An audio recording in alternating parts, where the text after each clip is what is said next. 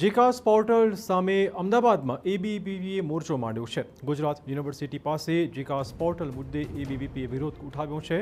સરકારી યુનિવર્સિટીઝમાં પ્રવેશ માટે જીકાસ પોર્ટલનો વિરોધ નોંધાવાયો છે. આ જીકાસની ખામીઓ સામે એબીવીપી હાલમાં મેદાને પડ્યું છે. 3 વર્ષોથી જીકાસ પોર્ટલ નિષ્ફળ નીવડ્યું હોવાનો આક્ષેપ તેમણે લગાવ્યો છે. ખાનગી યુનિવર્સિટીમાં ઇન્ફ્રાસ્ટ્રક્ચર કરતાં વધુ વિદ્યાર્થીઓને એડમિશનનો પણ આક્ષેપ લગાવાયો છે.